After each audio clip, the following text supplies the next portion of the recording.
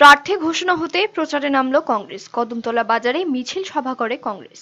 চৌকিদার চোর হে এই স্লোগান তুলে প্রচার শুরু করল কংগ্রেস। শুক্রবার রাতে লোকসভা নির্বাচনে রাজ্যের 2 আসনে প্রার্থী ঘোষণা হতেই প্রচারে নেমে পড়ে দল।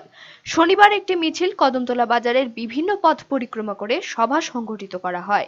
মিছিলের নেতৃত্ব দেন প্রদেশ কংগ্রেসের সহ সভাপতি গিয়াস উদ্দিন। রাহুল গান্ধীর রাজ্য সফরের পর উজ্জীবিত কংগ্রেস নেতৃত্বের দাবি, ক্ষমতায় ফিরছে দল, এখন শুধু সময়ের অপেক্ষা।